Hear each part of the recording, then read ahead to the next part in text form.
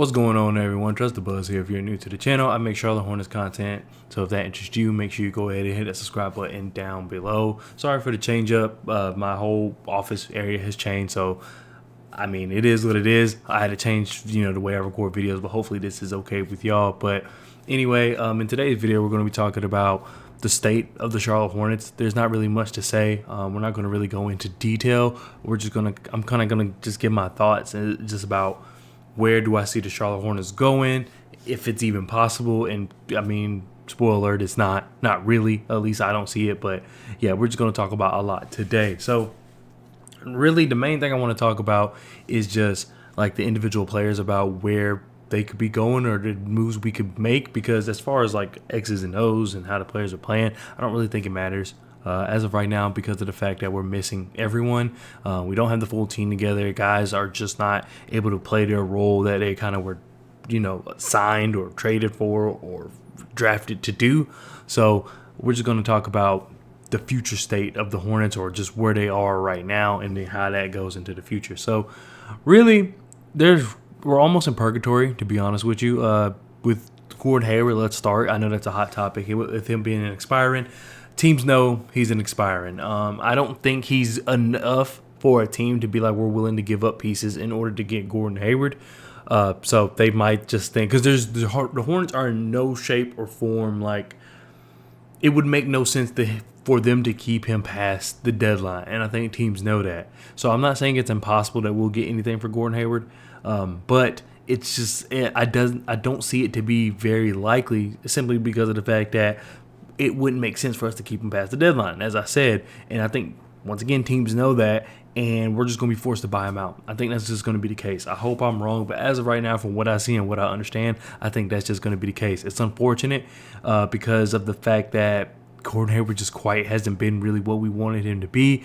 When we were at our best, he got hurt. I mean, 2 times in a row when he first signed his deal, we were, if I'm not mistaken, we were top 4, top 5 in the East, 25-ish games through the season, and in both times he got hurt almost at the exact same time, and then we plummeted down the standings.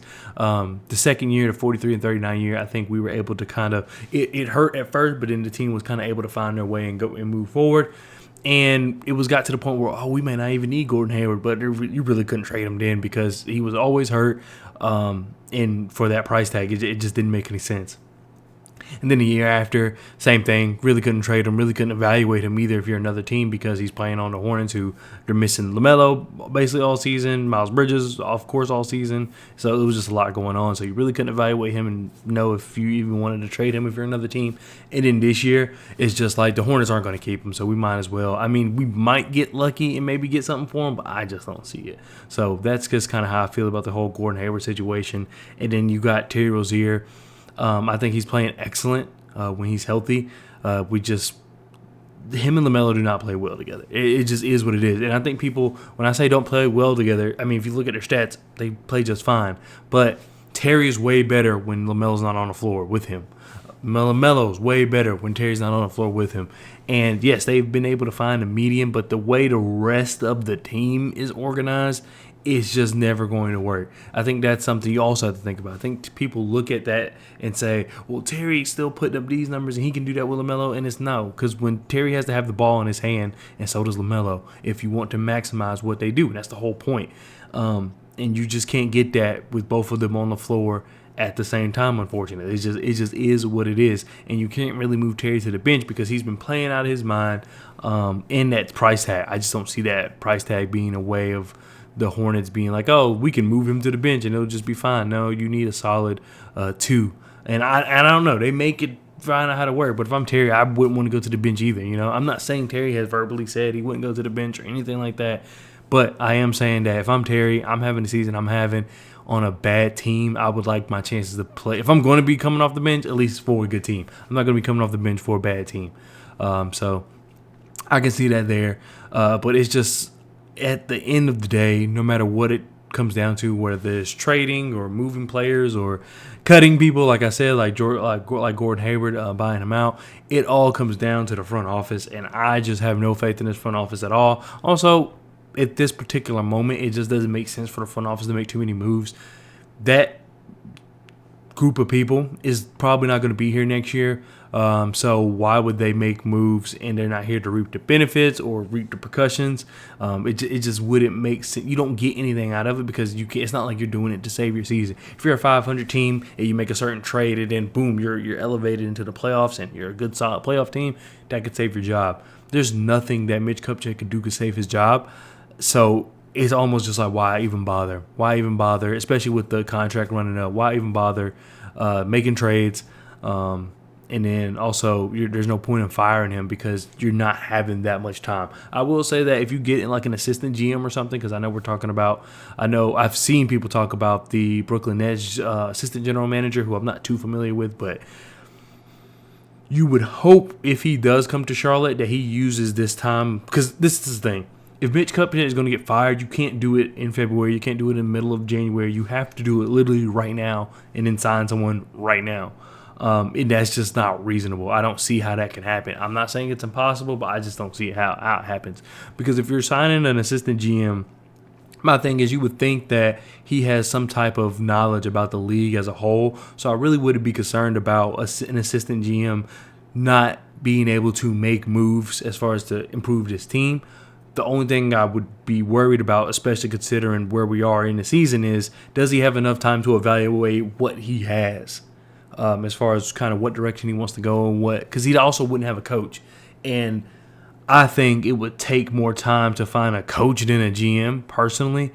And usually, of course, the GM is also in charge of the coach. But that's what I'm saying is like, it's not like he can work with Steve Clifford and be like, okay, this is what we're going to do.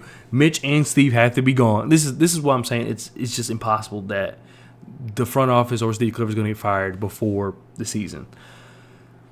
Usually the GM is in charge of signing a coach. I know sometimes the owner, president, those people can be involved as well. I'm not saying that they're not, but usually it's the GM.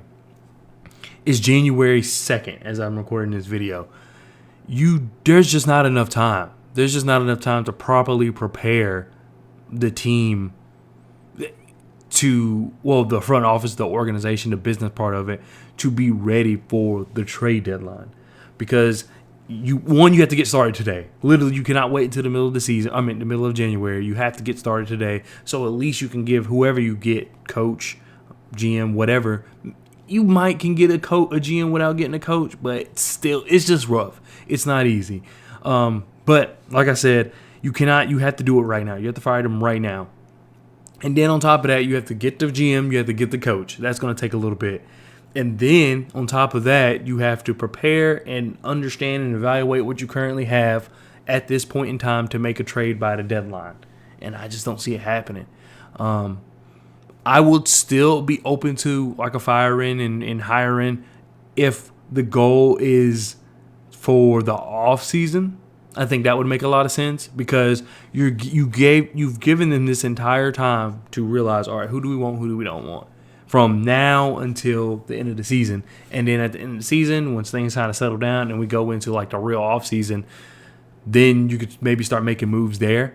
Because even if you wait to the end of the season, you don't really have much time again to get adjusted and get acquainted. So I think the best bet would be to do it now, but still, as fans, just not expecting to the offseason. There might be a small trade here and there, like maybe they will trade Gordon Hayward. Maybe they'll find a way to trade Gordon Hayward, but I wouldn't expect no trading of Terry Rozier. I know some people are talking about trading Miles or trading, and then not only trading our players, but like trading for additional players. It just doesn't make sense. It doesn't make sense either way because there's not enough time. If this was at the beginning of the season, then yeah, of course, but there's just not enough time between now and the trade deadline to properly evaluate the team if you're a GM. Like I said, maybe you can do some loose leads like the Gordon Hayward. I feel like that's a no-brainer, so you can probably get away with that. But like the big trades that we're looking for as a fan base to help this team get better, I don't think you can see that with the new GM right now as far as, waiting until the season. But I do not think they should wait until the end of the season to figure it out. I'm pretty sure that's what they're going to do. I just don't think it's the right idea because if you do it now, yes, our trade deadline may not be as eventful as we once hoped, especially the way the team is just falling apart due to injuries and play and all these things. But the new GM has all season to look at who he has, what he wants, where he wants to go, and evaluate. And we can have an interim coach because it's not like we're doing anything anyway. Or maybe you can even keep Steve Clifford. I don't know. That's where it kind of gets tricky. But either way, you don't have to necessarily get a GM and then they have to turn around and get a coach. Not necessarily. So then they could take this whole time. GM and his team could evaluate everybody, say who they want. Then as soon as the season ends and we get to off season, like I said earlier, they can start making their trade because they've already evaluated the team. So they kind of go into the offseason knowing what they want to do, knowing what direction they want to go in. And then with that being said, you also can then go back to hiring a coach that kind of fits that ideology. It's just we're running out of time. I'm not saying that Mitch Kupchack should be fired right now because I understand that it does make sense to just wait until the end of the season. But also I get the other side of it where we're losing by 30, we're losing by 20, and we really have nothing to show for it. It's not like I like what I'm seeing from Nick Smith Jr. I like what I'm seeing from Brandon Miller. I like what I'm seeing from even Nathan Mensah. I like what I'm seeing from these guys. But those guys outside of Brandon Miller are not guys who I'm looking to have the impact that we need to have on a team that is going to make the playoffs. Not yet. They're rookies. They're young. I'm not expecting that. Brandon Miller is different because we've seen him play a lot. I would say NSJ could probably fit in that conversation, but once again, he's just not getting the PT right now. But of course, like objectively thinking, I feel like he is part of the future. He is part of like a core as far as just young players that we want to see in the next edition of this team.